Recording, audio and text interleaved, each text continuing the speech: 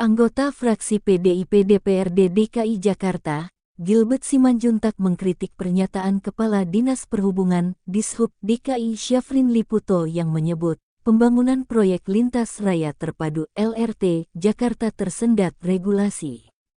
Padahal, kata dia, dalam berbagai rapat dengan Komisi B DPRD sebelumnya, tidak pernah ada pernyataan tersebut pada era Gubernur Anies Rashid Baswedan. Justru hal tersebut tidak pernah diungkapkan selama era Gubernur Anies, kata Gilbert dalam keterangannya di Jakarta, Rabu, tanggal 2 November tahun 2022. Menurut Gilbert, Dishub DKI Jakarta kerap memaksakan pembangunan dalam bentuk kerja sama pemerintah daerah dengan badan usaha KPDBU. Padahal, sambung dia, usulan tersebut kerap ditolak oleh Komisi B DPRD DKI periode tahun 2020 sampai tahun 2021 karena berdasarkan potensi kerugian yang besar nantinya.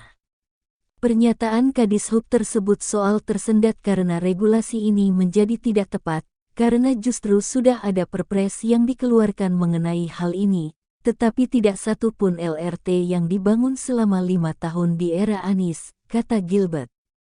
Dia mengatakan, program LRT Jakarta yang saat ini sudah ada dari Velodrome Kelapa Gading sepanjang 5,8 km yang dibangun pada era Gubernur Basuki Cahayapurnama alias Ahok cenderung bisa terbengkalai tanpa adanya kelanjutan.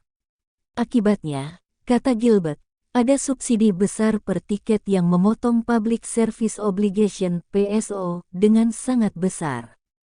Seharusnya trayek lanjutan bisa dibuat selama 5 tahun era Anies agar harga tiket menjadi rasional karena jalurnya menjangkau banyak lokasi sehingga jumlah penumpang dapat tercapai, ujar Gilbert. Kadishub DKI Syafrin Liputo menyebut, jika pembangunan LRT Jakarta Fase 2 rute Kepala Gading Jakarta International Stadium (JIS) terhambat aturan. Menurut dia, Dishub DKI memang perlu meninjau regulasi yang menghambar sejak 2015. Salah satu yang menjadi permasalahan adalah regulasi, kata Syafrin kepada awak media di Jakarta, Rabu. Sebelumnya, penjabat Gubernur DKI Jakarta Heru Budi Hartono mengatakan, pihaknya belum bisa memastikan kelanjutan dari proyek pembangunan LRT Jakarta Fase 2 pada tahun depan.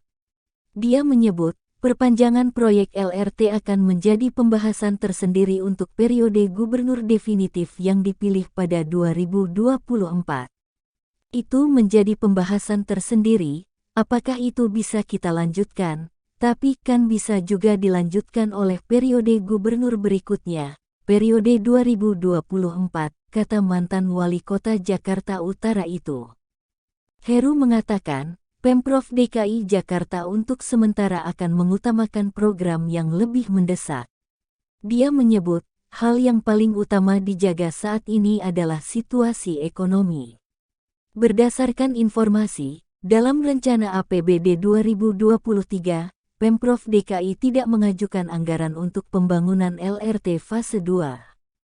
Padahal, rencana awalnya hendak dilakukan pembayaran pembebasan lahan pada 2023, jadi bagaimana menurut Anda?